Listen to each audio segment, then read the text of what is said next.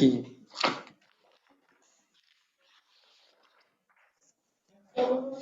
Merci Aude. À plus tard.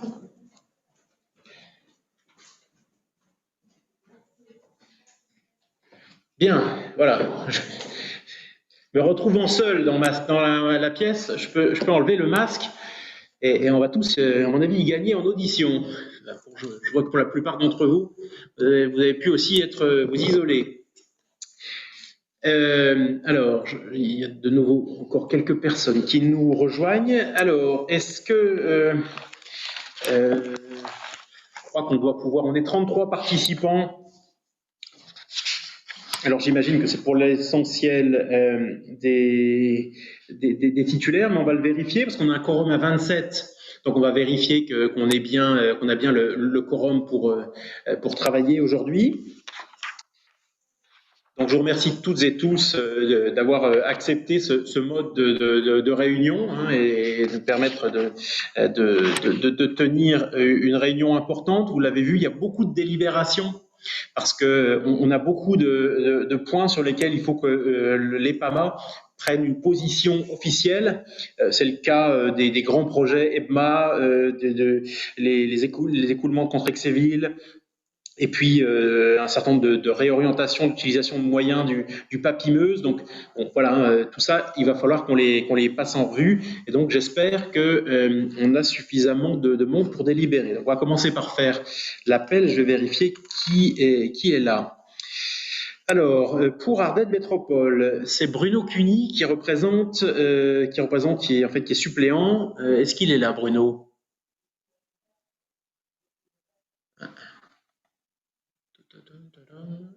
Je ne le vois pas.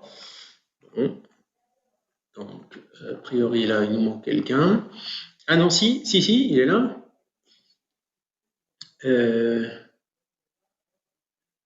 Si, on dirait qu'il est là.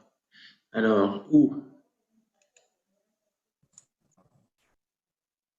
Monsieur Cuny, vous m'entendez?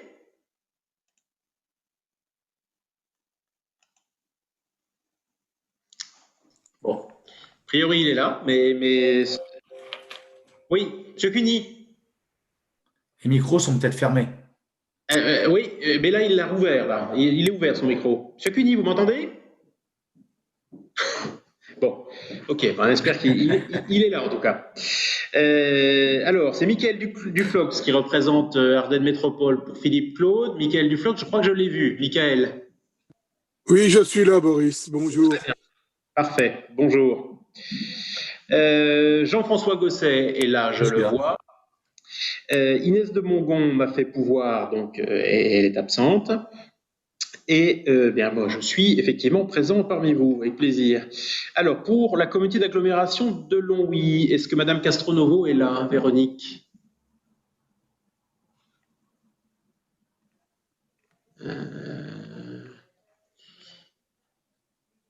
Vous avez Madame Castronovo, non?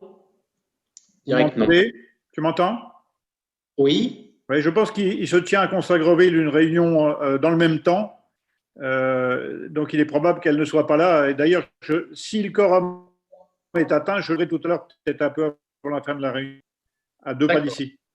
Ok. Il y a Edith Collin qui, effectivement, est aussi dans la délégation de la CA de Longwy. Jean-Marc Fournel.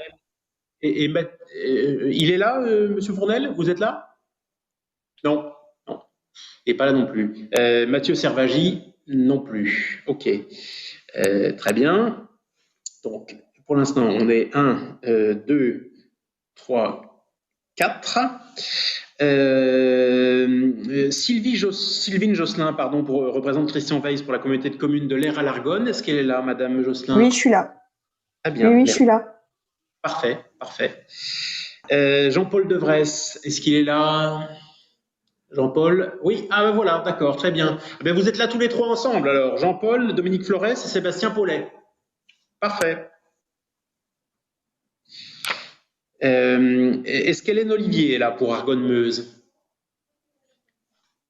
Hélène Olivier, est-ce qu'on a Madame Olivier? Non, j'ai pas l'impression. Voilà, pardon, effectivement, autant pour moi, elle est excusée. Pascal Moreau a été aussi excusé, et en revanche, j'ai vu Sébastien Rousseau, que j'ai vu. Oui, il est là. Bonjour Sébastien, merci. Pascal Lepage, pour Val-de-Meuse, voix sacrée. Oui, voilà, je vous vois, monsieur Lepage, effectivement. Hervé Corvisier. Il est là, monsieur Corvisier?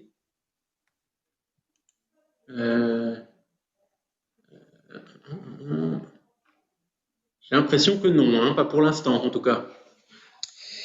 Michel Lallemand pour l'Ouest Vosgien. Est-ce qu'il est là, monsieur Lallemand? Non, je ne le vois pas. Ou alors. On est là. Ah, vous êtes là, plusieurs, d'accord, super. Donc, donc, je vérifie, Michel Lallemand est là, Yvon Humblot et Jean Simonin. C'est ça, c'est bon. Vous êtes là tous les trois, parfait. Merci. Samuel Gris représenterait Jean-Pierre Calais pour le pays de Colombais Sud-Toulois. Oui, c'est ça. Oui. Super. Vous m'entendez? Oui, tout à fait, on vous entend bien. Merci, monsieur Gris. Et monsieur Vécrin, lui, est absent. Excusez. Pour les Portes du Luxembourg, j'ai apparemment Jean-Bernard Choisy et Michel Sabatier. C'est bien ça? Est-ce que vous les voyez? Donc Jean-Bernard Choisy et monsieur Sabatier. Il y a Géry Tronçon. Ah, il y a Géry Tronçon qui est là. Ah, pardon. Eh bien, écoutez, excusez-moi, on m'avait dit que vous seriez absent, monsieur Tronçon, alors désolé. Non, j'avais annoncé. Pas de souci. Et est-ce que Jean-Yves Jaunet sera là ou pas? Je ne sais pas du tout. D'accord. Bon, pour l'instant, on a un point d'interrogation. OK. Jean-François Valoir est-il présent pour le Samiellois? Monsieur Valoir, est-ce qu'il est là? Oui. Oui, apparemment, oui. Il est là. Même s'il ne m'a pas répondu, je vois parmi les présents. Et puis, je vois dans la liste. Alain Dupommier. Oui, présent. Oui, très bien, oui, effectivement, je vous vois. Bonjour. Bonjour, monsieur. Excusez-moi. La communauté de communes Terre d'Eau, Dominique Collin devrait être là. Dominique Collin, non. Terre d'Eau, est-ce qu'il... Alors, je ne vois pas. Mince. Bon. Alors, a priori, pour l'instant, on n'aurait pas Dominique Collin. En revanche, Olivier Grosjean représenterait Claude Valdener. Est-ce que c'est bien ça? Parce que là, du coup, je suis en bleu, donc normalement, on devrait vous entendre. Là, oui. Monsieur Ravignon? Oui. Excusez-moi, monsieur Ravignon, bonjour, Michel Sabatier, du port de Luxembourg. Ah, très bien, parfait, vous êtes là. Voilà, notre micro a été coupé, vous nous excuserez. Ah, pas de souci. Monsieur Choisy et monsieur Sabatier sont bien là. D'accord, monsieur Choisy et monsieur Sabatier, parfait. Et donc, il y a aussi Géry Tronçon, donc c'est parfait.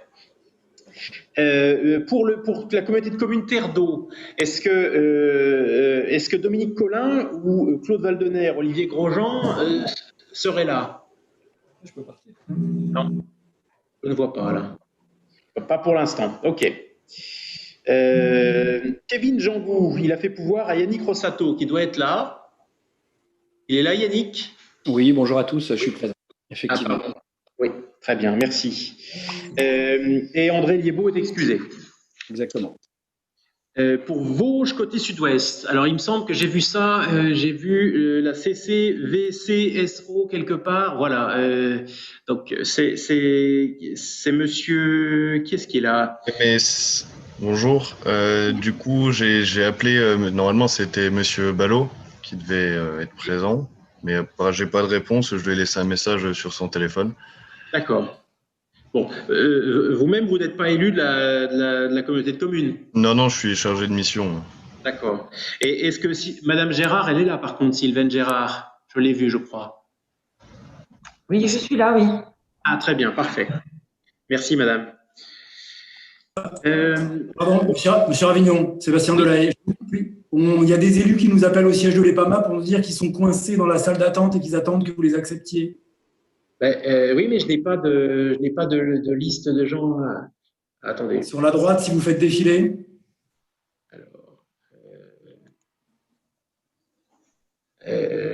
Là, oui, mais c'était la DDT là qui était semble-t-il en salle d'attente, donc pas des élus. Bon, très bien, très bien. On verra bien. Est-ce que Éric Gélardin pour le SIAC n'est pas là, c'est Jean-Pierre Stelmach qui normalement est avec nous. C'est bien ça? Est-ce qu'il est là, Monsieur Stelmach? Non. Ah si, voilà, si, il est là, mais il ne doit pas m'entendre. Bon, mais en tout cas, il est présent. J'ai vu que Hugues Mailleux était là et je pense qu'il supplée Pierre Cordier. C'est ça, hein? Non, Boris, je supplée Claude Wallendorf. Bon, d'accord.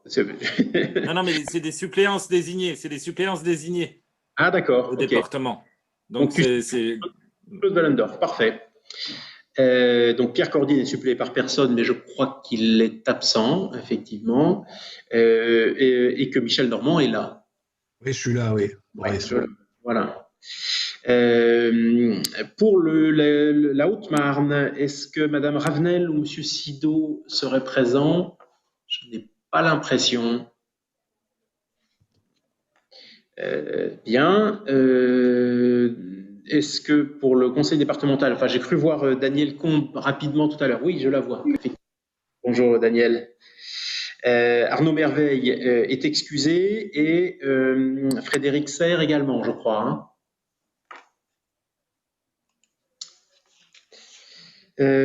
Pour les Vosges, Dominique Imbert doit être présente, me dit-on. Est-ce qu'elle est là, Dominique?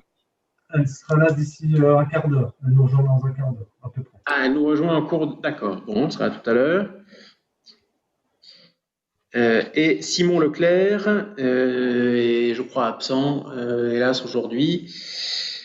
Alors, pour la région Grand Est, j'ai vu que Maryse Despas était présente. Oui, je suis bien présente. Voilà, merci Madame Despas. J'ai vu que Édouard Jacques était là également. Qu'en revanche, Mireille Gazin et Véronique Guillotin étaient absentes, que Christine Noiret-Richet était présente. Je l'ai vue. Oui, bonjour, je suis là. Bonjour Christine. Très bien. Alors, je ne sais pas si Sébastien, vous avez pu faire les comptes, mais on a 2, 3, 4, 5, 6, 7, 8, 9, 10, 11, 12, 13, 14, 15, 16, 17, 18, 19, 20, 21, 22, 23, 24, 25, 26, 27. À ma connaissance, on est tout juste au quorum en ce début de réunion. Mais tout juste au quorum, c'est le quorum, et donc on devrait pouvoir travailler, d'autant que, si j'ai bien compris, Dominique Imbert va nous rejoindre dans quelques minutes. Donc si on n'a pas de défection, et peut-être qu'il y a aussi des gens que je n'ai pas appelés et qui sont... Oui, Jean-François de Warc. Oui. Je vais m'absenter à 14h45 parce qu'il y a les obsèques d'un employé communal. Bon, on va commencer rapidement. Bien. Pour le quorum, pour l'instant, on est juste au compte. Ok. Avec des incertitudes sur des personnes qui, normalement, je pense à Terre d'Eau, Dominique Collin, Claude Valdener ou Olivier Grosjean, normalement, ils devraient être là. Ils sont indiqués comme présents, c'est ce qu'ils ont dit tout à l'heure à Haute-Valran, et donc ils ne devraient pas tarder, à mon avis, à nous rejoindre. Je pense que c'est une histoire peut-être de connexion. Et puis, c'est un peu la même chose pour quelques autres élus, un peu dans la même situation. Bon, écoutez, on va commencer nos travaux. Alors, donc le premier point, c'est un point d'information et de discussion.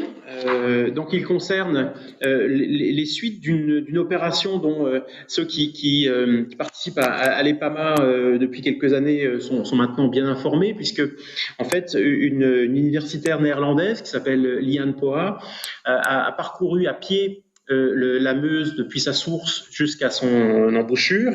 Ça, c'était au courant de l'année 2018, dans le cadre d'un projet alors effectivement très ambitieux, voire même à certains égards un peu utopique, qui s'appelle Drinkable Rivers, donc les rivières potables. L'idée étant à la fois de mobiliser autour de la qualité de l'eau, mais aussi simplement de travailler à une réconciliation la plus large possible des habitants, des riverains de notre fleuve avec le fleuve lui-même. Alors on sait bien que le fleuve est porteur de certain nombre de richesses, d'axes de développement, mais il l'a été aussi, et c'est pour ça que l'EPAMA est né, porteur de certains désagréments graves, d'inondations, et donc il y a un travail, je crois, toujours intéressant à faire pour que les gens se rendent compte à quel point, je crois que c'est une chance d'être baigné par un grand fleuve comme la Meuse, que ça donne des possibilités et que ça nous ouvre sur nos pays voisins et sur l'Europe.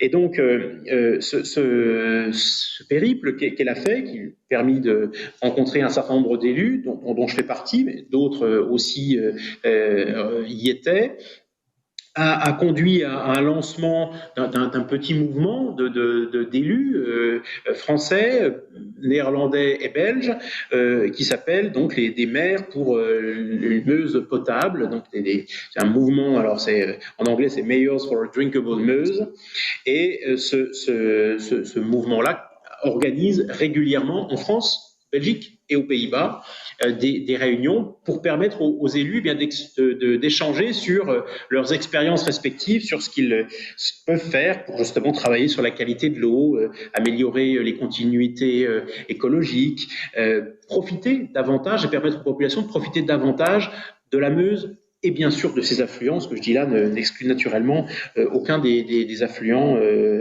quelle que soit la taille de notre fleuve. Et donc, une prochaine réunion aura lieu de ce mouvement aura lieu le 20 et le 21 novembre à Namur. L'EPAMA, qui est en sympathie complète avec ce projet, soutient de manière logistique l'organisation de ce rendez-vous, auquel, bien sûr, tous les membres de l'EPAMA sont très chaleureusement invités. Donc, alors, on verra si le 20 et le 21 novembre, on est en capacité les uns et les autres de se rendre à Namur physiquement, ou si on doit, hélas, et avec les difficultés que ça représente, faire cette réunion par Zoom. Très clairement, on aimerait tous pouvoir le faire en présentiel. Et donc, à l'occasion de cette manifestation, pourrait être diffusé et montré un film de promotion sur notre fleuve qui résulte justement des images tournées à l'époque du périple de Liane Poa.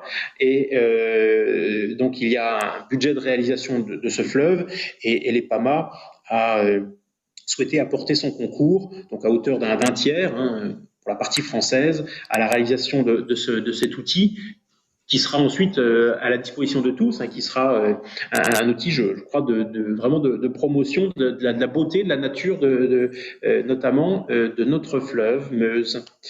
Voilà donc les informations que je voulais vous donner. J'en profite pour dire que Blanca Lins, qui participe à notre réunion, qui est là et qui suit, qui est chargé de mission internationale à l'EPAMA, vous adressera très rapidement un mail avec le détail de ce qu'on connaît aujourd'hui de l'organisation de ces journées du 20 et 21 novembre à Namur, où le maire de Namur nous invite chaleureusement. Est-ce qu'il y a sur ce sujet des questions, quelqu'un souhaite poser une question? Une remarque. Oui, Edouard, vas-y. Oui, non, juste le fleuve et ses affluents. Donc, si le film peut prendre en compte également les affluents, c'est très bien. Oui, bien sûr, on prend en compte les affluents, bien sûr. Oui, pas de souci. Nous avons préparé un petit extrait de ce film, Monsieur Ravignon. Ah bon? Oui, donc si vous êtes d'accord, on a en avant-première un mini trailer qui prend que 2 minutes. Comme ça permet un aperçu de son soutien. Alors allons-y, vous savez faire ça? Vous savez prendre la main sur le... On va essayer. Allez-y. Alors, hop. Vous devez voir, est-ce que vous voyez l'écran? C'est bon? Non, pour l'instant, enfin, rien. Moi, Vous ne voyez pas? Non. Alors, on va réessayer. Hop.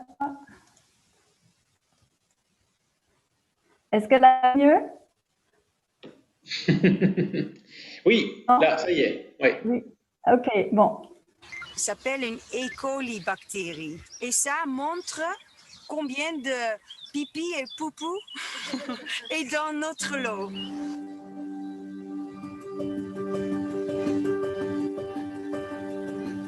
Nog maar een paar generaties geleden waren bijna alle rivieren op aarde drinkbaar.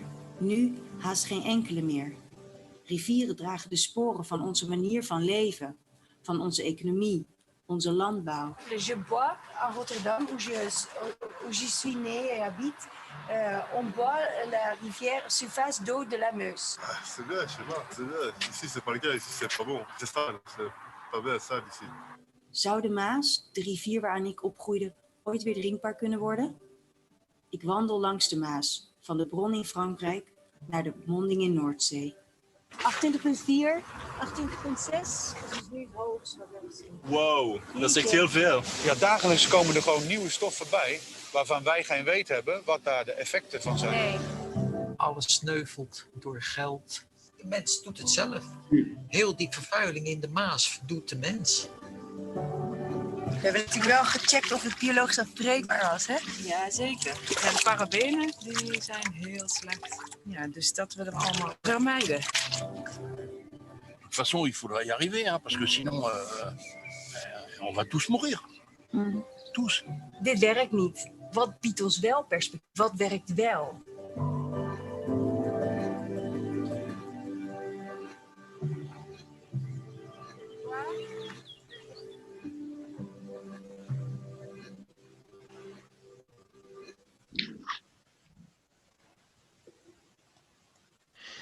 Donc voilà, on tenait à vous présenter ce premier extrait en avant-première.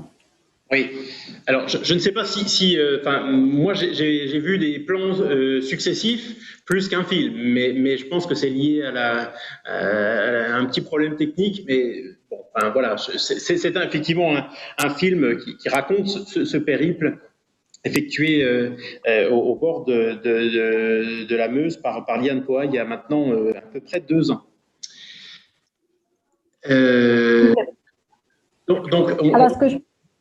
Oui, qui souhaite la parole? Je peux vous proposer de vous diffuser le lien, comme ça chacun peut revoir l'extrait en meilleure qualité. Je crois que ce sera mieux effectivement, et que puis vous puissiez effectivement nous passer aussi donc les éléments du programme que nous connaissons à ce stade sur la rencontre de Namur des 20 et 21 novembre prochains. D'accord? Très bien. S'il n'y a pas d'autres questions, et je vous propose qu'on commence rapidement nos sujets de délibération, parce que c'est ça qui motive notre réunion d'aujourd'hui. Donc, nous avons en fait tout d'abord une déclaration de projet EBMA. Alors, de quoi s'agit-il? Il faut que notre établissement public, recevant le rapport des commissaires enquêteurs qui, je le redis, puisqu'on a déjà communiqué sur ce point la fois dernière, ont donné un avis favorable, sans réserve, à l'issue de l'enquête publique sur le projet EBMA, dont le document que vous avez rappelle les objectifs déclarés d'utilité publique des aménagements hydrauliques prévus sur le bassin de la Meuse amont, réaliser une enquête parcellaire, déclarer d'intérêt général un projet d'aménagement hydraulique qui s'appelle EBMA, donner l'autorisation environnementale sur ces travaux et instituer un certain nombre de servitudes d'utilité publique. Cadeau des mentions légales et des articles auxquels renvoient ces différents objectifs, mais donc tout cela, ça constitue un projet de près de 20 millions d'euros d'investissement destiné à sécuriser la commune de Neufchâteau et de ses environs en réalisant un certain nombre de travaux, mais aussi de réaliser des travaux à caractère finalement écologique, d'aménagement, de réaménagement de continuité écologique. Et donc, à l'issue de l'enquête publique, du rendu de l'avis des commissaires enquêteurs, eh bien, EPAMA doit dire formellement qu'elle approuve ce projet et qu'elle le porte à nouveau. Voilà donc le sens de la délibération qui nous est demandée aujourd'hui. Alors, Sébastien, est-ce que vous voulez ajouter ou préciser quelque chose par rapport à ce que je viens de dire là? Donc, Sébastien Delahaye, notre directeur de l'EPAMA. Ça va, vous m'entendez? Oui. Bon, donc l'objet, en fait, oui, de la déclaration de projet, comme vous l'avez dit, c'est pour le maître d'ouvrage de réaffirmer l'intérêt général de ce projet. Et c'est aussi l'occasion de dire un mot peut-être sur les avis qui ont été émis dans le cadre de l'enquête publique et qui nous auraient amené à apporter quelques modifications, toujours mineures, mais tout de même. Voilà, suite à l'enquête publique, la population s'est exprimée, certaines collectivités, etc., et ont demandé à ce que le projet soit réajusté, retouché d'un certain nombre de manières. Peut-être on peut juste dire un mot des modifications qui ont été apportées au projet dans le cadre de l'enquête publique, M. Ravillon. Oui, si vous le souhaitez, allez-y, je vous en prie. Je pense que pour les gens, notamment des Vosges, nos amis vosgiens, c'est des sujets importants, je vous en prie. Bon, donc, alors après, je passerai la parole à ma collègue Catherine, qui est chef de projet sur ce dossier. Je voudrais juste évoquer deux points que je connais un peu mieux. Le premier, c'est la question de la défense incendie. Alors, vous savez, ce projet, il génère un certain nombre d'aménagements sur les cours d'eau dans le but d'améliorer la qualité écologique des cours d'eau. Or, il se trouve que pour certains villages, la défense incendie est parfois assurée directement en puisant l'eau dans le cours d'eau. Et donc, il y avait un certain nombre de craintes qui étaient émises par des maires qui disaient « Ah oui, mais si vous faites des aménagements à cet endroit-là sur ma commune, est-ce que moi, je vais continuer d'avoir de l'eau, notamment l'été, pour assurer la défense incendie de mon cours d'eau ?» Et donc, on a obtenu, dans le cadre de cette enquête publique, on a obtenu un courrier du SDIS des Vosges, du syndicat départemental chargé de l'incendie et des secours, qui est venu confirmer que l'ensemble des aménagements que nous proposions, je dirais, permettaient bien d'assurer la défense incendie et en tout cas, non seulement ne dégradaient pas les conditions de sécurité incendie de ces villages, mais parfois même permettaient de l'améliorer. Voilà, donc je le dis parce que c'était encore un point d'interrogation qui pesait et c'est vrai que pour les maires des communes, c'est parfois évidemment un sujet très important.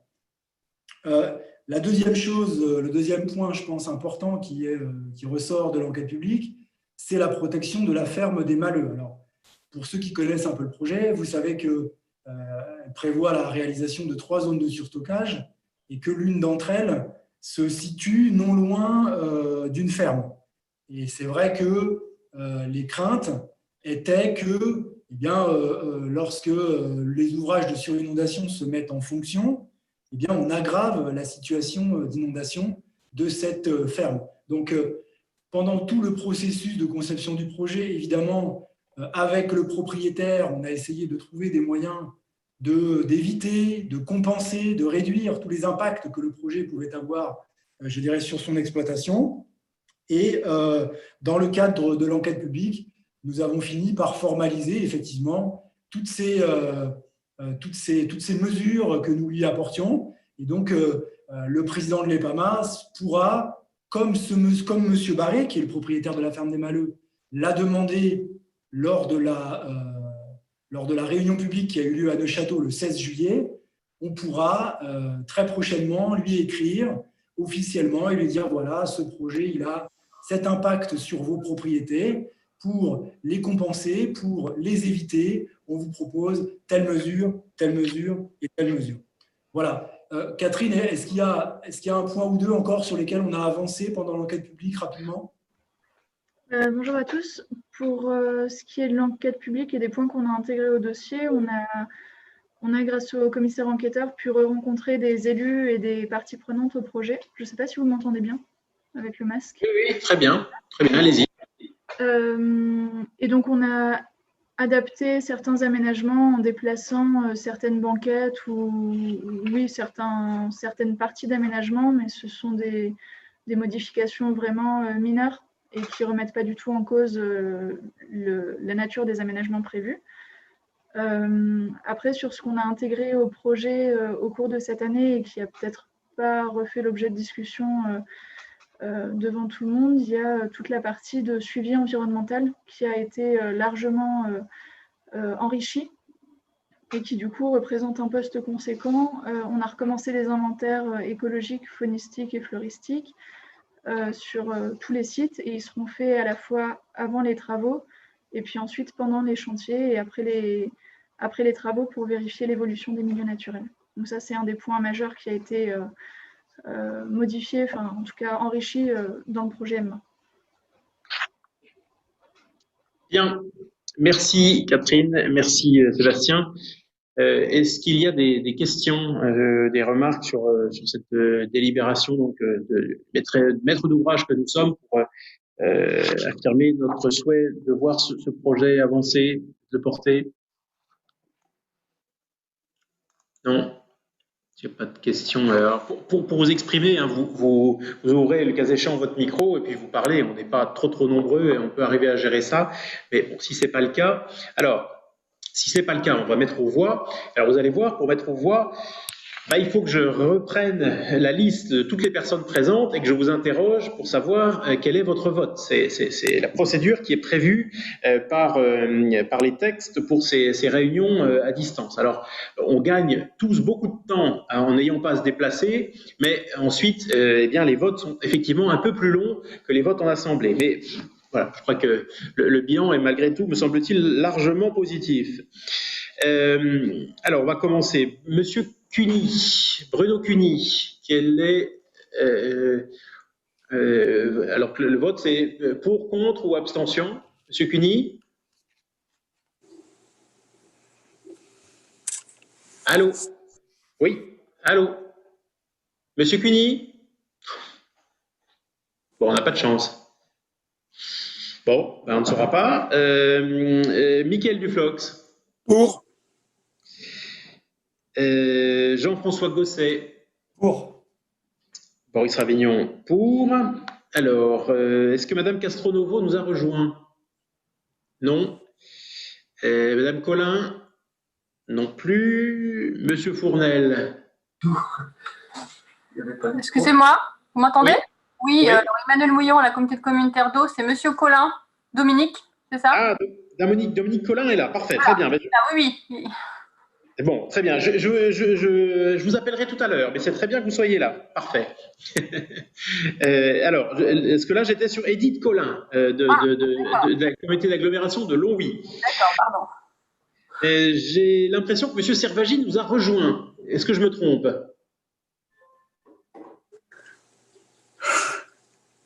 Allô? J'ai cru voir quelqu'un se connecter. Bon, non, j'ai dû me tromper alors. Bien. Donc, il est là, M. Servagi, mais, ben voilà. mais Oui. il n'arrive pas à nous parler. Est-ce qu'il. Alors voilà, si. M. Servagi, si vous ouvrez votre micro, on va vous entendre. Essayez d'ouvrir votre micro. Appuyez sur le. Est-ce que je peux l'ouvrir à votre place? Je ne sais pas. Non. Il faut Est-ce que si vous m'entendez, voilà, il faut que vous fonctionne, on vous entend. Très bien. Sur le point, alors je crois que vous n'étiez pas là, mais sur le premier point qu'on vient de déclaration de projet concernant le projet donc EBMA, on est au moment du vote. Est-ce que vous êtes pour, contre ou vous abstenez? Non, je suis pour, bien sûr. Très bien, parfait, merci. La communauté de communes de l'Aire à l'Argonne. C'est Sylvine Josselin qui est là. Madame Josselin. Bon, merci. Alors, aux Rives de Meuse, Jean-Paul Devresse, Dominique Flores, Sébastien Paulet, qui font tout à 3. Ils sont pour? Parfait. Ensuite, j'ai Sébastien Rousseau pour les crêtes préardennaises. Oui, on est pour. Pour, merci. Val-de-Meuse, Voie Sacrée, Pascal Lepage. Pour, contre ou abstention, Monsieur Lepage, où est-il? Est-ce que vous arrivez à ouvrir votre micro, Monsieur Lepage? Non? Bon. Et Monsieur Corvisier, est-ce que j'en profite pour ça? Est-ce qu'il est là? Non? Bon, non. Monsieur Lepage, faites-moi signe si vous êtes pour. Ah. Bon, on n'arrive pas bien à savoir là quand même. Hein. Je suis désolé. Alors, l'Ouest Vosgien, messieurs l'Allemand, Humblot et Simonin. Et Imbert. Non, je suis département. Pour les trois. Et je note aussi que Daniel Combe, qui doit être avec vous, est également. Non, pas Daniel Combe, Dominique Imbert, pardon, est avec vous et doit être pour également. Ah oui. Bon, tant mieux. Le Pays Colombais Sud-Toulois. Est-ce que Monsieur Gris est là? Oui. Et pour. Merci. Ensuite, pour les portes du Luxembourg, il y a Géry Tronçon qui est là. Et puis, j'avais aussi Monsieur Sabatier et Monsieur Choisy qui étaient là. Et pour. D'accord, parfait. Monsieur Ravignon, Monsieur Sabatier est suppléant de Monsieur Tronçon. Ah, d'accord. Bon. Donc, je ne prends pas part au vote. Hein. D'accord. Attends, et c'est Monsieur Choisy donc qui vote et Monsieur Tronçon qui sont pour. Parfait. Pour le Samiellois, Monsieur Valoir et Monsieur Dupommier. Ouais, pour Valoir, c'est pour. D'accord. Dupommier, c'est pour aussi. Très bien.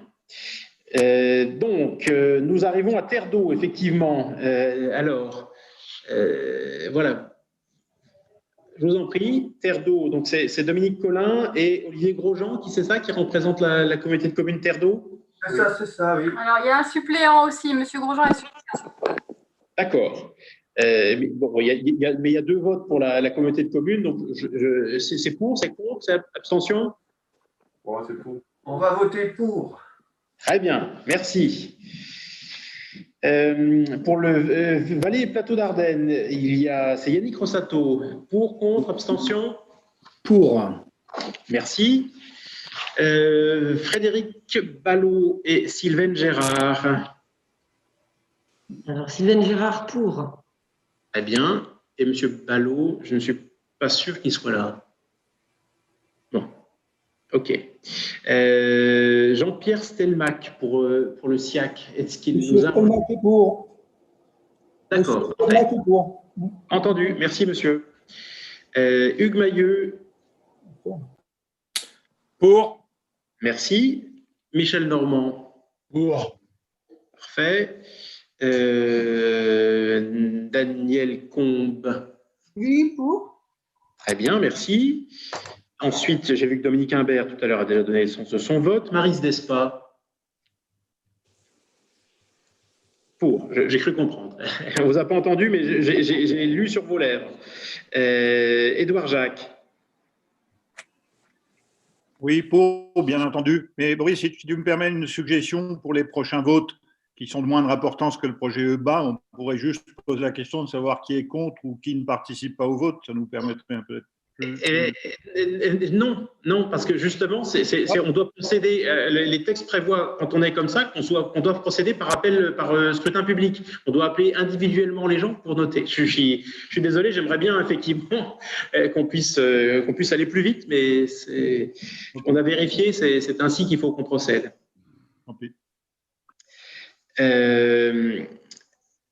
Donc, Edouard, voilà, et Christine, pardon. Merci. Bien. Je crois qu'en n'ayant entendu que des approbations, je pense qu'on peut considérer que le point est approuvé. Je vous remercie. Alors, le point suivant, qui concerne cette fois-ci l'aménagement de gestion des écoulements de Contrexéville, dit parfois AGEC. On arrive sur un sujet qui est un sujet de maîtrise foncière. Un certain nombre d'acquisitions de terrains avaient déjà été réalisées par la commune de Contrexéville et ont été mis à la disposition de la communauté de communes Terre d'Eau, qui a repris ce projet. La communauté de communes Terre d'Eau a donc aujourd'hui délégué à EPAMA eh bien, l'avancée, le suivi de ce projet, et nous avons fort logiquement eh bien, de nouvelles acquisitions foncières à opérer. Alors, c'est de cela qu'il s'agit aujourd'hui, d'autoriser le président de l'établissement public, de m'autoriser moi à acquérir, finir les acquisitions foncières qui sont nécessaires à ce projet AGEC. Vous avez une liste en page, pas la numérotation, en page 7, pardon, donc du document avec les acquisitions qui restent à opérer. Sébastien, des précisions? Non? C'est bon. Non, je vais tout dit. Parfait. Alors, si il n'y a pas de questions sur ce sujet, eh bien, nous allons devoir, hélas, procéder à nouveau à notre scrutin public. Monsieur Cuny, pour, contre, abstention? Bon, on n'est pas encore au point avec Bruno Cuny sur les votes, mais ça viendra. Mickaël Duflox. Pour. Jean-François Gosset. Pour, et je dois vous laisser. Eh bien, merci d'avoir été présent avec nous jusqu'ici. Merci Jean-François. Ce qui me concerne, et donc je vote aussi pour Agnès de Mongon, puisqu'elle m'a fait pouvoir, je suis pour. Pour la communauté d'agglomération de Longwy, je crois qu'il n'y a que M. Servagi qui est là, et donc pour, contre ou abstention? Pour, merci. Sylvine Josselin pour la communauté de communes de l'Aire à l'Argonne. Pour. Merci. Jean-Paul Dauvresse, Dominique Flores, Sébastien Poulet. Rive de Meuse, est-ce que vous nous entendez? Oui, ah ben voilà, ils sont pour, parfait. Ok. Sébastien Rousseau. Pour. Merci. Pascal Lepage. Pour. Très bien. Ah ben voilà, parfait. Ça y est, ça fonctionne. Le bouton du micro. Très bien. Tant que je vous êtes là, Monsieur Lepage, Monsieur Corvisier n'est pas avec vous? Non, mais je l'ai vu hier soir, il m'avait dit qu'il essayait de se connecter à 13h30. Apparemment, ça n'a pas dû marcher. Non, il n'a pas dû y arriver. Parfait. OK. Écoutez, on essaiera de faire mieux la prochaine fois. Merci à vous. L'Ouest Vosgien, messieurs l'Allemand, Humblot Simonin. Pour, contre, abstention? Pour. Parfait. 4 même avec Dominique Imbert. Oui. Samuel. Tu ne m'as pas demandé, Maurice, hein? Eh ben, je te compterai tout à l'heure, mais j'ai déjà enregistré ton vote. Monsieur Gris. Oui, pour. Merci. Donc, Géry Tronçon. Oui. Merci. Pour Jean-Bernard Choisy. Pour. Très bien. Monsieur Valoir et messieurs Valoir et Dupommier. Pour. Pour aussi. Merci.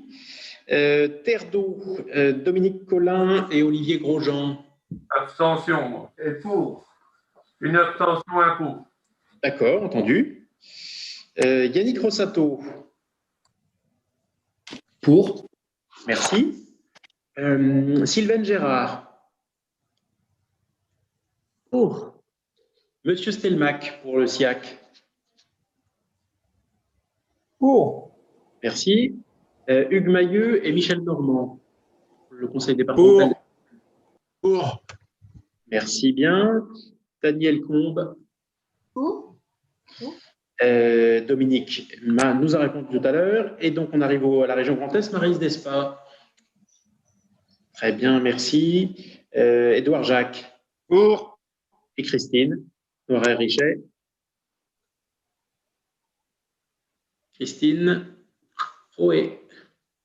Bon, elle ne doit pas pouvoir nous répondre pour l'instant. Bien.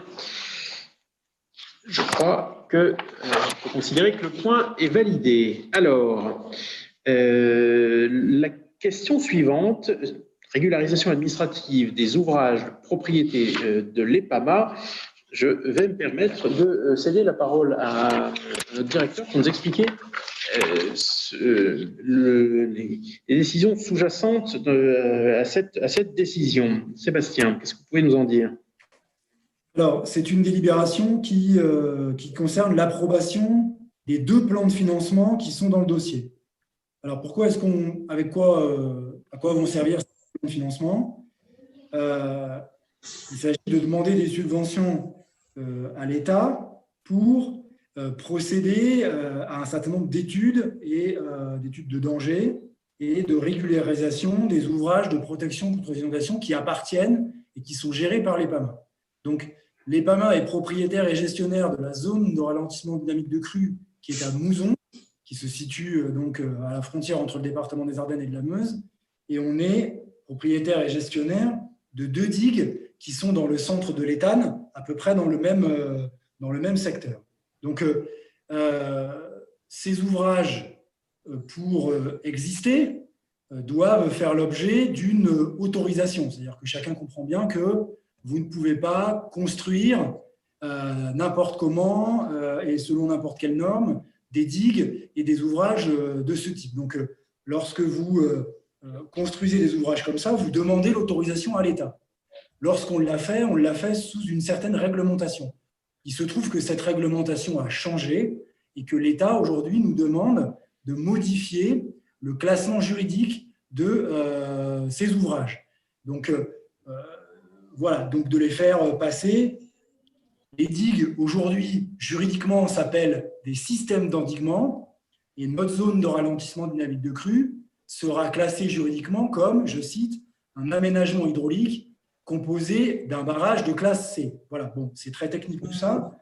Pas pour vous dire qu'il faut que, pour pouvoir redemander cette, entre guillemets, nouvelle autorisation, ce nouveau classement, il faut qu'on procède à un certain nombre d'études, notamment ce qu'on appelle des études de danger.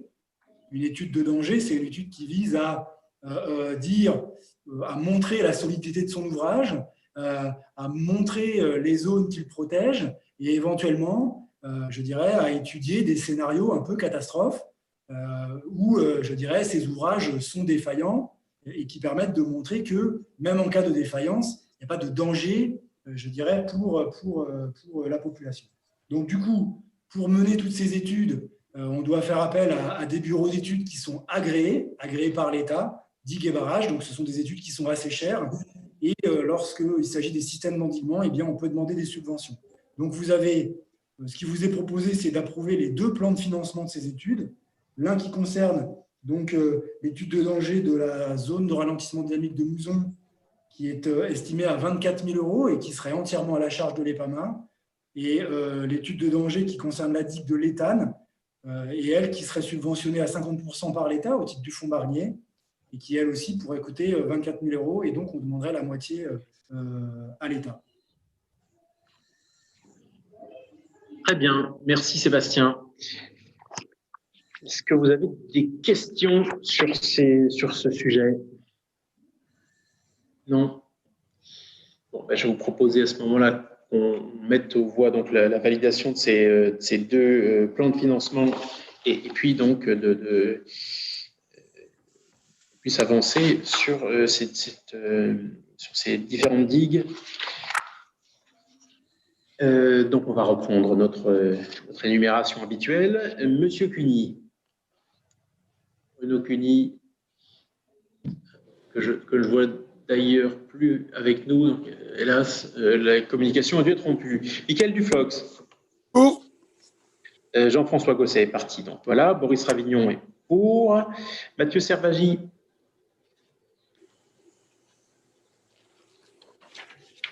On ne vous entend pas, Monsieur Servagi.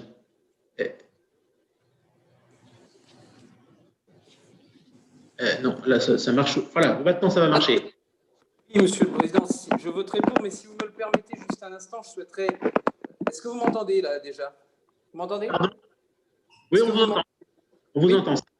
Oui, simplement, je voterai pour et je vous remercie pour les précisions des explications. Évidemment, ce genre de réunion est pratique d'un point de vue de la distance des différents membres des comités, puisque chacun est représentant de régions diverses et aussi utile du point de vue du Covid-19 par la période. Par contre, par rapport à ce qui a été dit tout à l'heure, pour essayer d'aller plus vite sur la réunion en évitant de demander pour, contre, abstention, etc. Je rappelle quand même que, et c'est mon cas, il y a des personnes qui n'ont pas que des mandats d'élus et qui travaillent, donc qui mettent leur travail en suspens ou qui s'arrangent avec leur travail pour pouvoir assister à ces réunions. C'est mon cas, qui est à une horaire de 14h à 16h, donc des horaires habituellement de travail. Donc, de ce point de vue, on ne va pas expédier la réunion.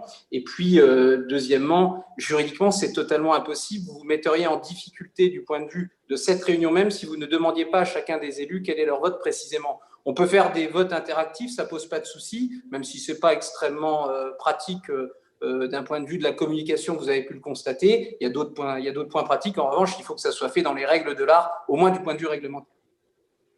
C'est bien notre intention, parce qu'on prend ici des décisions qui engagent ensuite la collectivité et les collectivités qui nous font confiance. Donc, il s'agit naturellement que nos décisions ne soient suspectes d'aucune irrégularité formelle. C'est indispensable. Donc, et par ailleurs, effectivement, on a dû convoquer cette réunion assez rapidement après celle de la semaine dernière pour la mise en place de nos instances, eu égard justement à l'urgence, notamment du premier point, c'est-à-dire le lancement, le coup d'envoi du projet EBMA qui est très attendu par toute une partie du cours de la Meuse. Mais on fait de notre mieux pour essayer de concilier les différentes contraintes en ce moment. J'ai noté en tout cas que vous étiez pour sur ce point et je vous en remercie. On continue donc l'énumération. Donc Sylvine Josselin pour l'ERA l'Argonne. Pour. Merci. Pour. Oui. Devrais Flores et Paulet. Et voilà, où sont-ils? Voilà, tout à fait. Je note qu'ils sont pour. Ils manifestent leur approbation. Sébastien Rousseau pour les crêtes pré-ardennaises. Sébastien. Oui, pour. Oui, pour. D'accord. Pascal Lepage. Pour. Merci. Messieurs l'Allemand, Blot, Simonin pour l'Est Vosgien, ils sont ensemble. Oui, moi je mettrais tout un petit bémol quand même. Ils vont un blot là pour dire que je trouve quand même dommage qu'on est obligé de réinvestir de l'argent dans une étude pour quelque chose qui existe déjà. Bon, alors, vous allez voir, monsieur Rimbaud, hélas, que ça nous arrive assez régulièrement, mais je partage. C'est de l'argent public gaspillé. Eh ben, alors, les mises à jour sont parfois utiles, mais oui, clairement, l'État ne nous fait pas toujours cadeau dans ces changements de pied de beaucoup justement de moyens. Il est assez généreux avec les moyens des autres. Donc, alors, monsieur Gris pour le pays de Colombais. Oui, pour. Merci. Géry Tronçon, monsieur Choisy pour les portes de Luxembourg. Bernard Choisy pour.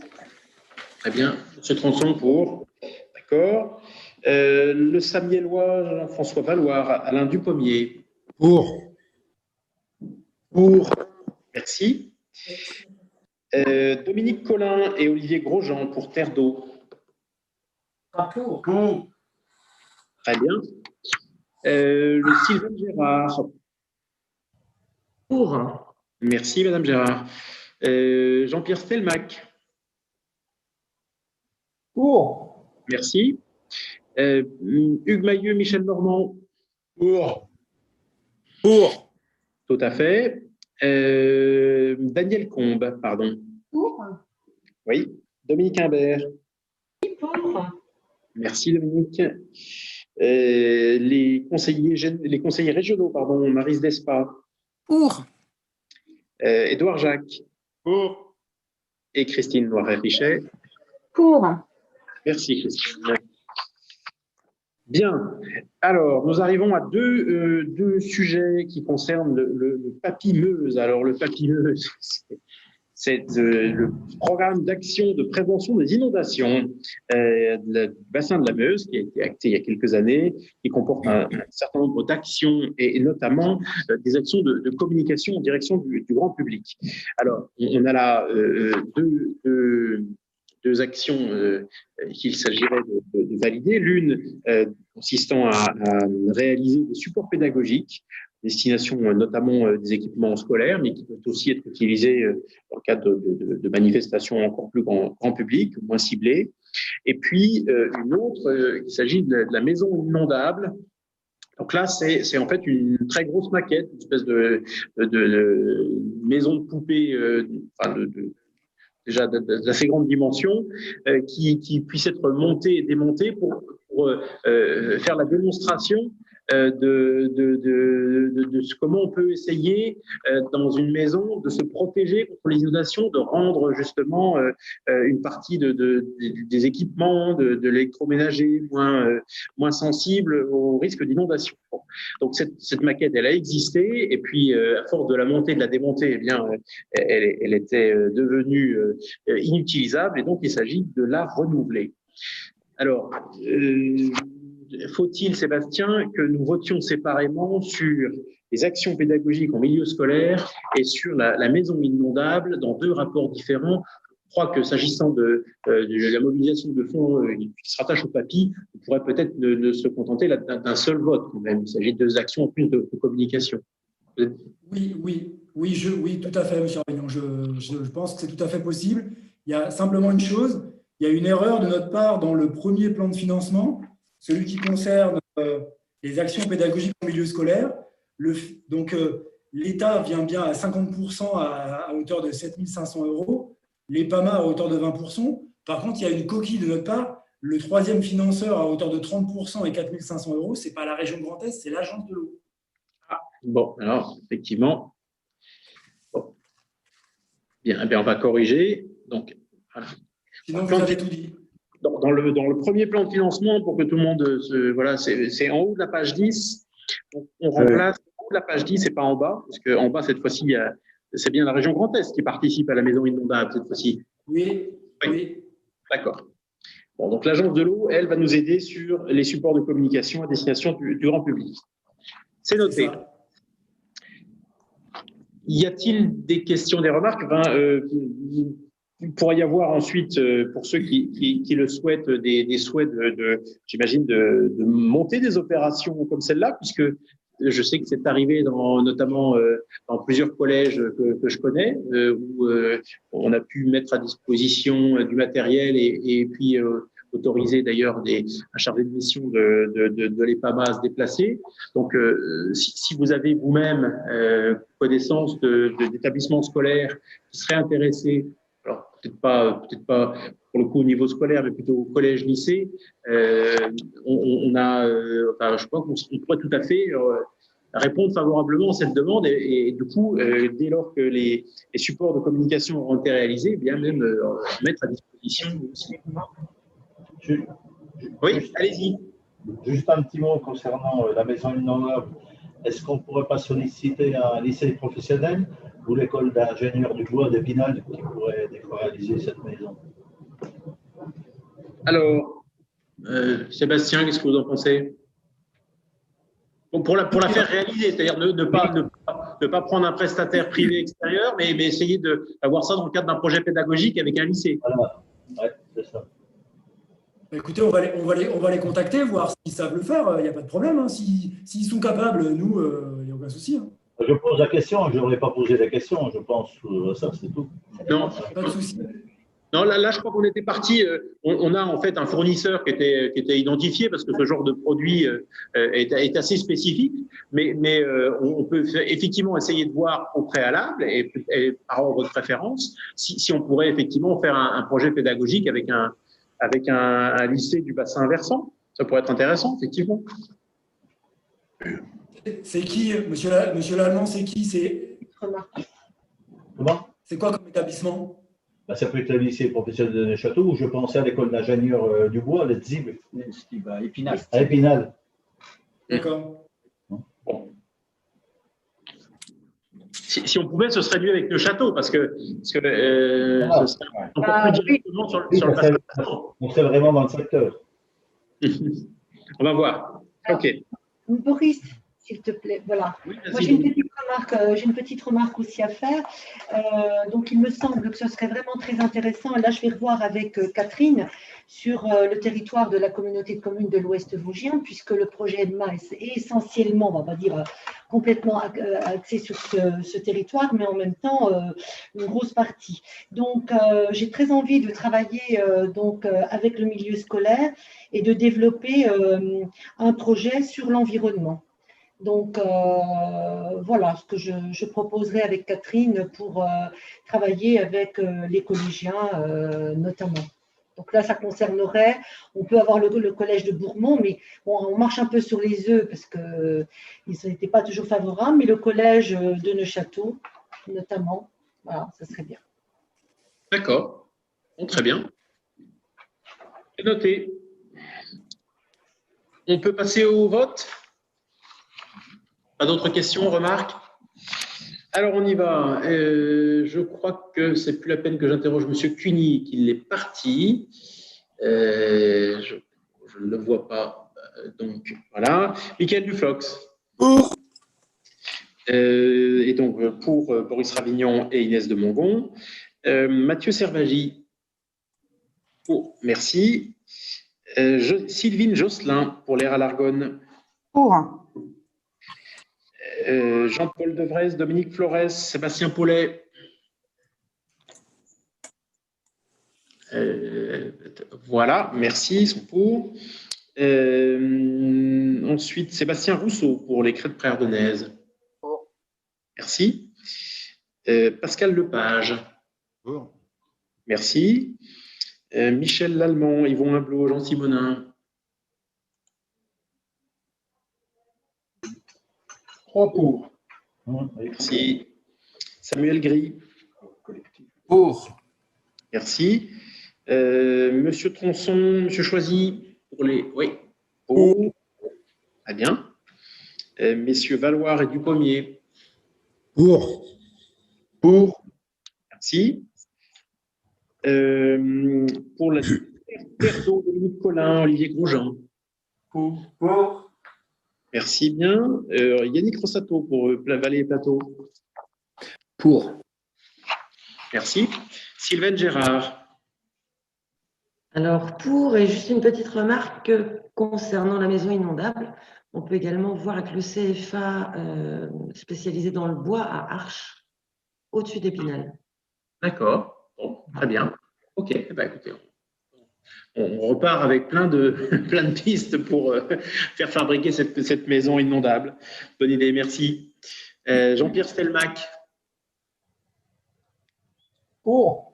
Merci bien. Hugues Mailleux, Michel Normand. Pour. Pour. Merci. Daniel Combe. Oui, pour. Dominique Imbert. Pour. Merci Dominique. Maryse Despas. Pour. Édouard Jacques. Pour. Oui, merci. Christine Noiret. Pour. Merci bien. Alors, progressons à grands pas. On arrive au plan international d'action, atténuation et d'adaptation au changement ou au dérèglement climatique. Donc là, il s'agit d'un sujet, je crois, dont chacun voit bien l'actualité aujourd'hui. Le changement climatique va perturber, commence déjà à perturber le fonctionnement hydraulique de notre fleuve. On imagine et on anticipe qu'à l'avenir, on aura, comme c'est le cas en ce moment, par exemple, des étiages encore plus prononcés et on risque et on craint en particulier d'avoir à d'autres moments de l'année des pluies extrêmement importantes qui, cette fois, risquent de créer des inondations. Donc, la question de cette adaptation au changement climatique pour continuer à faire exister les activités humaines qui qui se déroulent en bordure ou sur le fleuve lui-même, la navigation, un certain nombre d'installations industrielles ou de production d'énergie qui utilisent la source de refroidissement que représente le fleuve, eh bien, toutes ces activités et surtout je dirais la plus essentielle d'entre elles, l'approvisionnement en eau potable, puisque notre fleuve, pas tant en France qu'en Belgique ou aux Pays-Bas, est une source d'approvisionnement en eau potable, eh bien, être capable de s'adapter et de ne pas subir strictement seulement le changement climatique sur le profil hydrographique du fleuve est essentiel. C'est pour ça que depuis maintenant quelques années, un travail est conduit avec un certain nombre de partenaires pour essayer de réfléchir aux moyens de faire cette adaptation. Et donc, un plan de financement a été conçu. Il a été repris dans un dispositif qu'on appelle le Pacte Ardennes. C'est un peu l'opportunité, hein, ça ne concerne naturellement pas que les Ardennes, mais ça concerne aussi les Ardennes. Et dans ce cadre-là, eh bien, ça nous permet de voir que sur le plan de financement de cette étude d'adaptation au changement climatique, on a pu aller chercher des fonds de l'État, le FNADT, des fonds bien sûr aussi de nos partenaires habituels, Agence de l'eau Rhin-Meuse et de la région Grand Est, avec finalement au bout du compte un autofinancement résiduel pour les PAMA qui n'est que de un peu moins de 40 000 euros sur les presque 200 000 euros du coût de l'étude telle qu'elle est envisagée ici. Voilà, donc il s'agit d'adopter ce plan de financement pour qu'on puisse assez rapidement lancer cette étude et avancer. Ce sont des sujets dont on discute aussi, Édouard Jacques le sait bien, dans le cadre de la Commission internationale de la Meuse, avec nos voisins belges et hollandais, parce que je crois que notamment sur ces questions d'approvisionnement en eau potable, eh bien, les Belges et les Hollandais sont encore plus pressés que nous avancions et que nous travaillons aux solutions possibles à cette situation. Alors, est-ce qu'il y a des souhaits d'intervention sur ce sujet? Non? Bon, bah, écoutez, à ce moment-là, je vous proposais... Excusez-moi, oui. Question. Oui. Oui, monsieur Collin. Donc, oui, monsieur Collin, allez-y. C'est pour demander dans ce cadre-là si la compétence de l'EPAMA va jusque, par exemple, sur la nappe du GTI, dans les nappes souterraines d'approvisionnement en eau.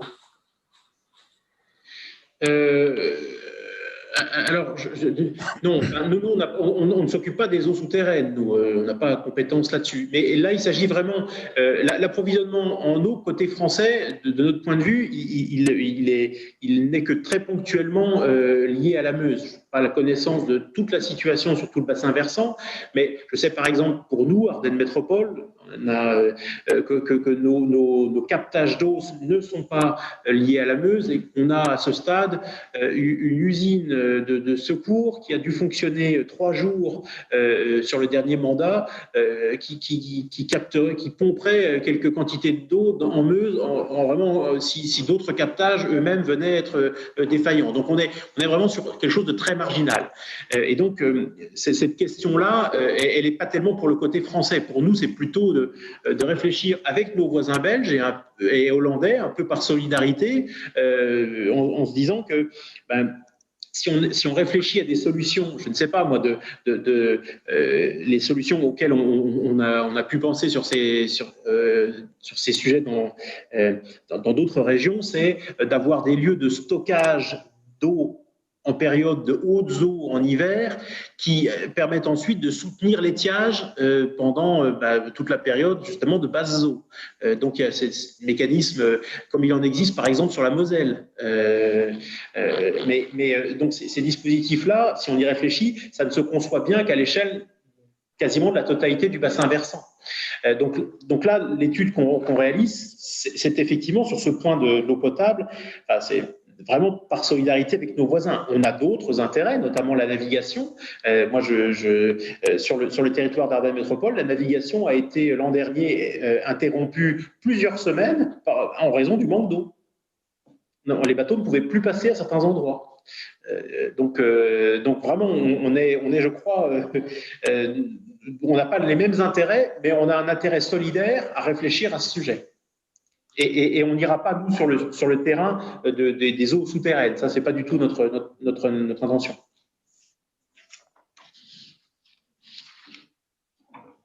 Pas d'autres questions? Alors, on va mettre aux voix. Mickaël Duflox. Pour. Donc, Boris Ravignon est pour. Sylvine Josselin, pardon, Monsieur Servagi, excusez-moi. Bon, merci. Sylvine Josselin, Léra Largonne. Pour. D'accord. Jean-Paul Devrez, Dominique Flores, Sébastien Paulet. Où sont-ils, nos amis? Voilà, parfait, merci. Sébastien Rousseau. Pour. Pascal Lepage. Pour. L'Ouest Vosgien. Nos amis de l'Est. Pour. Très bien. Et donc, j'y suis, Dominique Imbert, qui est avec vous. Oui. Merci. Samuel Gris. Pour. Monsieur Tronçon et Monsieur Choisy. Pour. Merci. Je n'ai pas entendu Monsieur Choisy, mais c'est parce que je... Bernard Choisy, pour. D'accord, merci. Monsieur Valoir, Messieurs Valoir et Dupommier. Pour. Pour. Je suis pour aussi. Merci. Dominique Collin et Olivier Grosjean. On sera pour, enfin, je serai pour. Merci. Yannick Rossato. Pour. Sylvain Gérard. Pour. Jean-Pierre Stelmach. Pour. Hugues Mailleux et Michel Normand. Pour. Daniel Combes. Oui, pour. Maryse Despas. Pour. Édouard Jacques. Pour. Pour. Christine Noiret. Pour.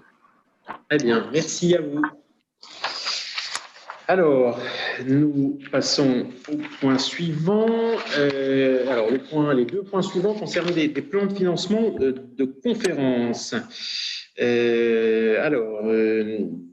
S'agissant de la première, qui est la conférence finale Diadème, est-ce que Sébastien ou Blanca, qui est peut-être resté avec nous, qui suit cela, pourrait nous en dire un petit mot? Et puis l'autre, c'est la conférence Grand Migrateur. Alors, c'est des conférences qui souffrent beaucoup en ce moment, compte tenu des conditions dans lesquelles il est justement difficile de convier nos partenaires internationaux. Qui nous en dit un mot? C'est Sébastien? Oui, je vais le faire. Sébastien, allez-y. Alors, donc effectivement, les deux délibérations suivantes concernent l'adoption de deux plans de financement. La première, c'est le plan de financement de la conférence finale Diadème. Alors, le projet Diadème, c'est un projet qui est mené par l'Université de Reims et l'Université de Liège. Et nous faisons partie des partenaires de ce projet. À ce titre-là, nous avons en charge la mise en réseau des acteurs, la communication sur le projet. Voilà, on est un peu, autant les universités sont évidemment les chercheurs de ce projet, autant l'EPAMA est un petit peu le liant de tous les acteurs de ce projet. Donc, Diadème, c'est l'acronyme de diagnostic des eaux blâmeuses. Il s'agit en fait de mettre au point un système naturel de détection des micropolluants dans l'eau. En gros, les chercheurs essaient d'utiliser les poissons ou un certain nombre de végétaux pour mieux détecter les micropolluants qui sont présents dans les cours d'eau. Donc, ce projet doit faire l'objet d'une conférence finale, une conférence où seront présentés les travaux qui ont été réalisés dans le cadre de ce projet.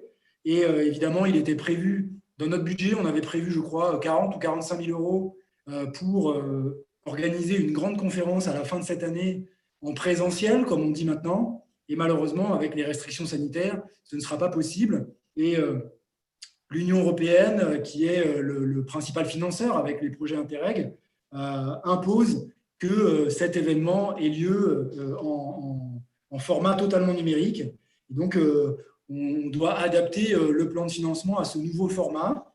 Donc, l'avantage, c'est qu'il sera un petit peu moins élevé.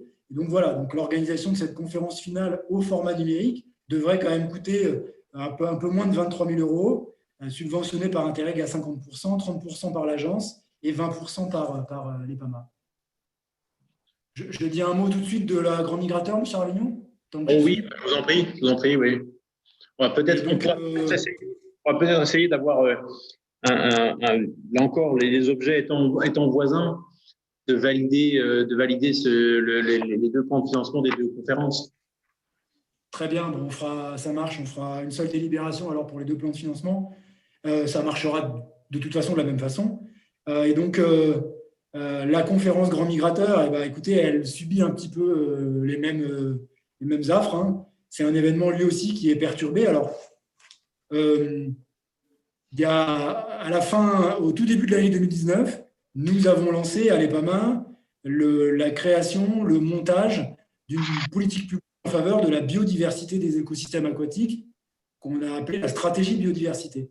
Dans le cadre de cette stratégie biodiversité, nous avons deux rôles. On a un rôle de coordonnateur, c'est-à-dire qu'en tant qu'établissement qui agit à l'ensemble de l'échelle du bassin versant français, on se donne pour mission de coordonner, de mettre en réseau tous les acteurs de la biodiversité sur ce territoire. Et on se dit aussi qu'on peut être en capacité de porter nous-mêmes un certain nombre d'actions, soit parce que les acteurs locaux, les collectivités, les associations naturalistes ne les portent pas, soit parce qu'il y a des actions qui méritent d'être portées à l'échelle du bassin versant. La question des grands migrateurs sur la Meuse est évidemment une question qui concerne l'ensemble du bassin versant, puisque par exemple, on a mené l'année dernière une étude dans le cadre d'un stage d'études. Un jeune étudiant qu'on a accueilli à l'EPAMA pendant 6 mois a mené pour notre compte une étude sur les possibilités d'accueil du saumon, notamment. Tout le monde sait que par le passé, il y avait des saumons dans la Meuse, y compris jusqu'en France, et aujourd'hui, il n'y en a plus. Et on a mené une étude pour voir si aujourd'hui, on pouvait encore accueillir des saumons. Et en fait, on s'est rendu compte qu'il y a un certain nombre de secteurs de la Meuse et de ses affluents qui pourraient encore accueillir des saumons. Malheureusement, la Meuse, depuis les Pays-Bas, la Belgique et jusqu'en France, étant coupée par un certain nombre d'obstacles, eh bien, même si les habitats y sont favorables, des espèces comme le saumon ne peuvent pas remonter jusqu'à nous. Donc, on a convenu, on s'est dit qu'il fallait qu'on organise à l'échelle internationale une conférence pour essayer de commencer à discuter avec tous les acteurs internationaux de qu'est-ce qu'on peut faire tous ensemble pour essayer d'améliorer la situation des grands migrateurs sur notre bassin versant. Voilà. Donc, on s'était proposé d'organiser une grande conférence, je dirais, à la fin de cette année. Aujourd'hui, elle va être, malheureusement, les chercheurs ne sont pas très favorables à ce qu'on mène une telle conférence, en tout cas pour sa partie mise en réseau totalement en dématérialisé. Et donc, on va organiser un autre type d'événement, plutôt un événement d'accroche, mais en tout cas un événement qui, je l'espère, réunira le plus grand nombre d'acteurs possible pour commencer, sinon à apporter des réponses, pour commencer à se poser un certain nombre de questions ensemble. Voilà. Et donc, là aussi, on avait déjà adopté un plan de financement et on avait déjà plutôt mis de l'argent dans notre budget cette année. Malheureusement, avec l'histoire du Covid, on doit aujourd'hui modifier ce plan de financement pour vous proposer un format numérique. Voilà. Alors, comme tout le monde voit à la vue des montants, hein, que le format numérique, ça a d'autres contraintes. Ce n'est pas, je dirais, forcément du coup moins onéreux. Et donc, pour organiser cet événement préparatoire d'ici fin 2020, qui, je l'espère, nous permettra de déboucher sur une vraie conférence, cette fois physique, l'an prochain, eh bien, on vous propose d'adopter un nouveau plan de financement de cette conférence avec une participation, une prise en charge de l'EPAMA importante à hauteur de 60%, et puis une demande de subvention auprès de l'agence et de la région de 30% pour l'agence et 10% pour la région. Voilà. Bien, merci. Avez-vous, mesdames, messieurs, des questions sur ces deux plans de financement de conférence? Bien, si ce n'est pas le cas, je propose qu'on les vote et en les réunissant. Il s'agit quand même d'objets tout à fait similaires. Donc, je reprends ma liste de personnes présentes.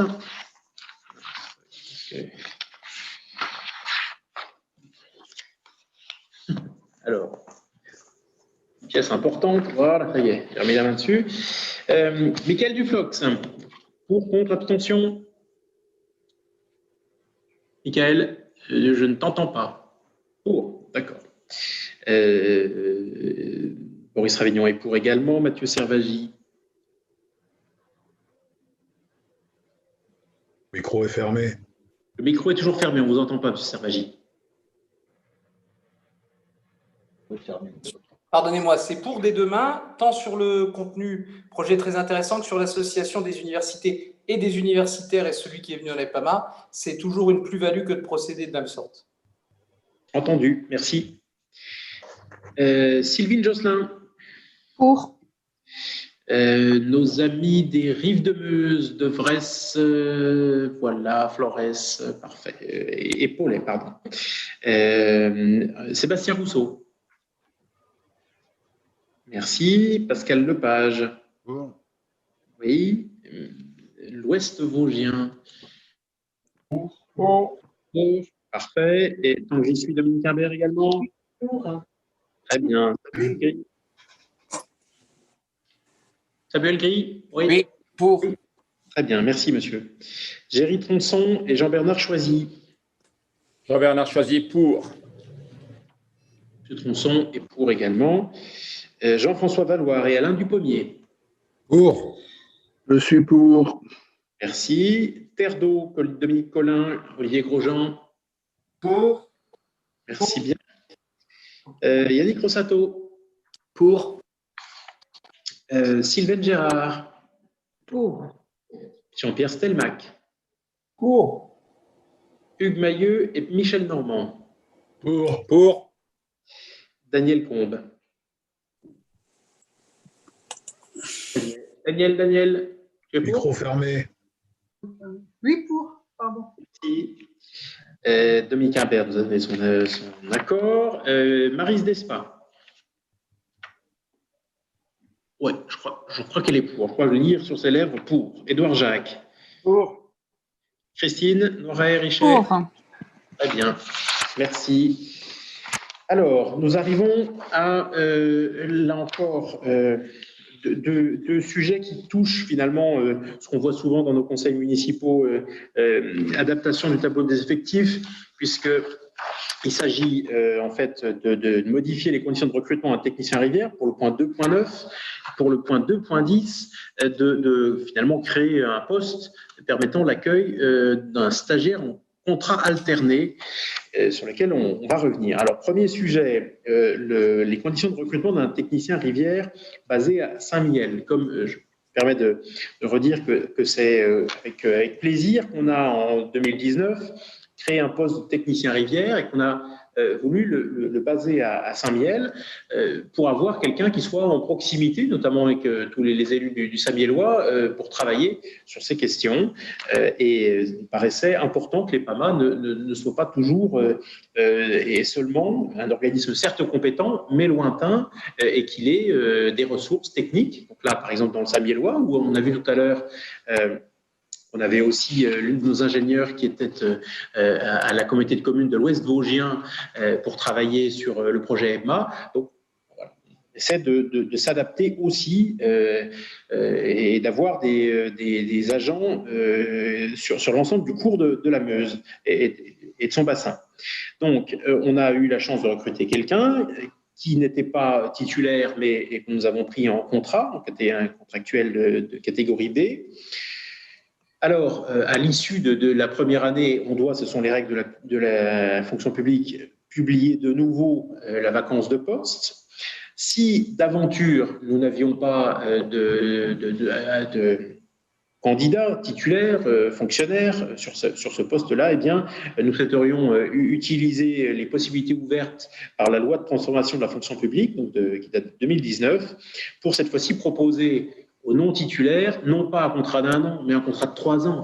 Parce que c'est assez compliqué d'enfermer et de retenir dans des contrats d'1 an des gens compétents qu'on a parfois eu un petit peu de mal à recruter. Donc, voilà, le premier point, c'est donc de respecter bien sûr la réglementation et la législation statut de la fonction publique. En l'occurrence, on va publier une nouvelle vacance, mais on voudrait ensuite pouvoir, le cas échéant, s'il n'y avait pas de titulaire, pouvoir proposer à ce bon élément qui est là, eh bien, de rester sur un contrat de 3 ans.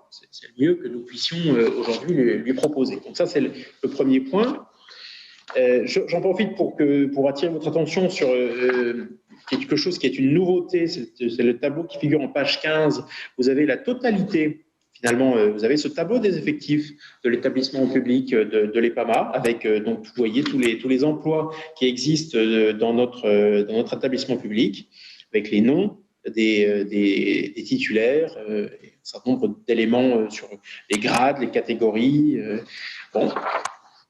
Et c'est, à ma connaissance, la première fois qu'on fournit cela. Le travail de compilation n'avait pas été fait jusqu'à présent. C'est tout à fait, à mon avis, c'est tout à fait intéressant. Ça permet de voir l'importance des agents, notamment techniques, d'ingénieurs, et qui composent presque la moitié des effectifs de l'EPAMA.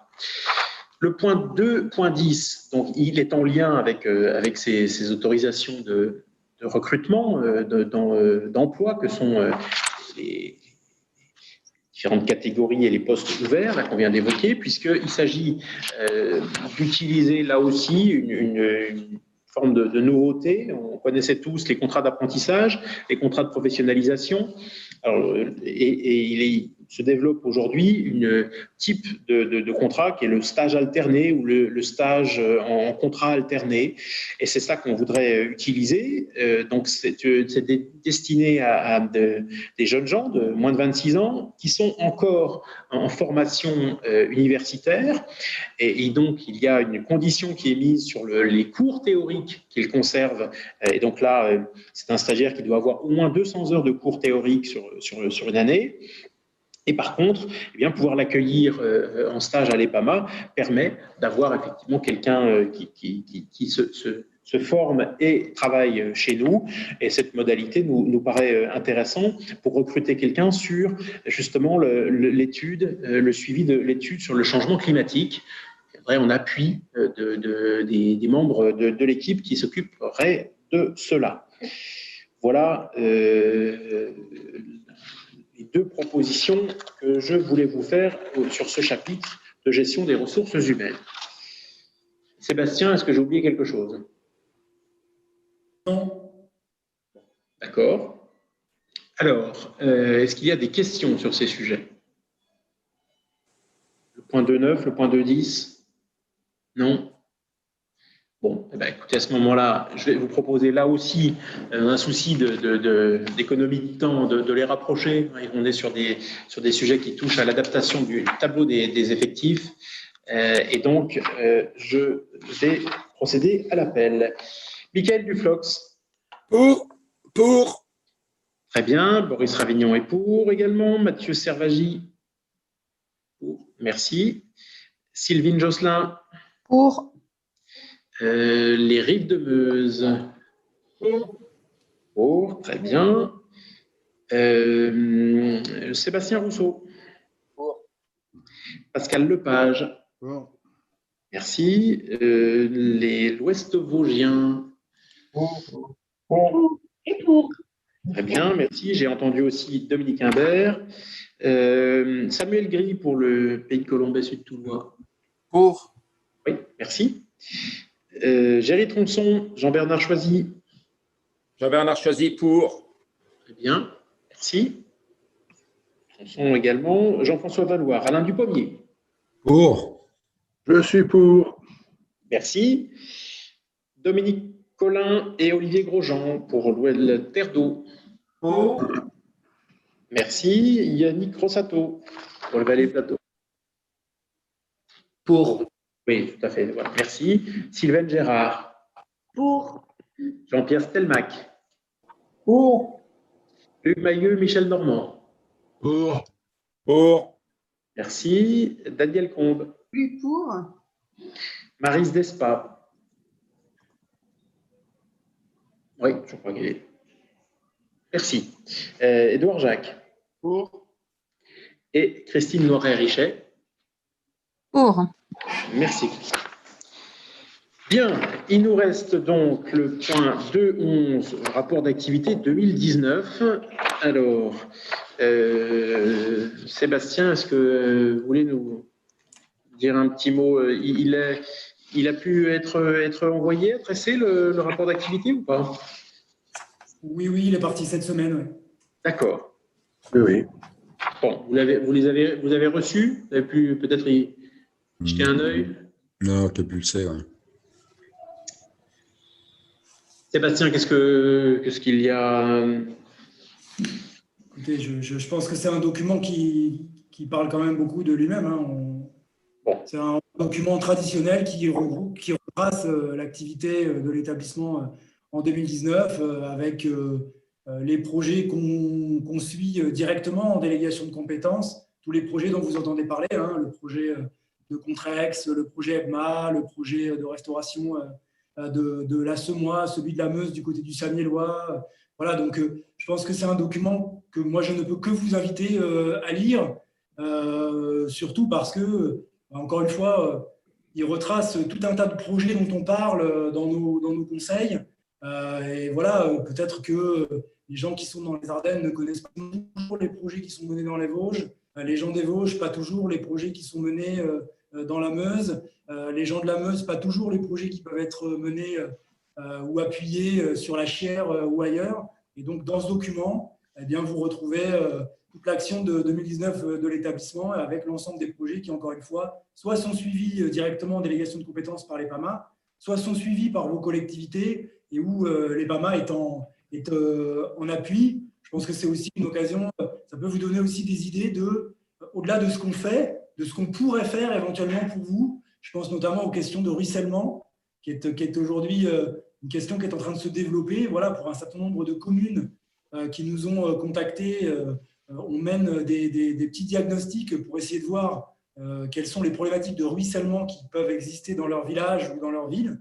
Et c'est toujours intéressant alors, c'est limité, mais on peut quand même, je dirais, faire des études et montrer d'où viennent les problèmes et accompagner après les collectivités dans la recherche de solutions. Voilà, donc ça vous donne, effectivement, c'est un document qui vous permet, encore une fois, d'avoir un panorama un peu complet de ce qu'on a fait et puis éventuellement de ce qu'on pourrait faire pour vos collectivités sur les mois et les années qui viennent. Voilà. Très bien. Merci. Je ne suis pas sûr que vous ayez vraiment à procéder au vote pour le rapport d'activité. En général, on prend acte, le conseil prend acte du rapport d'activité, mais je ne crois pas que vous ayez besoin de délibérer. Je pense que c'est un peu quand on propose une délibération, on ne propose pas une délibération. Vous prenez acte que le rapport d'activité vous est présenté. Voilà. Ça nous va très, très bien. Bien. Ben, écoutez, je crois qu'on a à ce moment-là terminé, épuisé notre ordre du jour. Et qu'on pourrait, eh bien, tout à fait, je pourrais tout à fait vous remercier toutes et tous de votre présence, de votre participation. Et effectivement, à cette réunion à un horaire un peu inhabituel, mais bon, voilà, il fallait bien qu'on ait une première. Et je crois que pour un établissement public comme le nôtre, qui se déploie sur 400 km de fleuves, d'être capable, quand c'est nécessaire, de se réunir aussi comme ça, c'est, je crois, une faculté intéressante à noter. On a toujours plus de plaisir, c'est toujours plus facile de se voir, mais généralement, comme ça implique pour chacun plusieurs heures de route, je crois qu'on pourra certainement essayer à l'avenir de mieux équilibrer les occasions de se réunir de manière dématérialisée et en présentiel, comme on dit. Je pense que les PAMA n'y perdra pas. Voilà, merci à vous, bonne fin de journée et à très bientôt. Au revoir. Au revoir. Au revoir. Bonne journée. Au revoir. Bonne fin de journée. Au revoir. Bonne journée. Au revoir.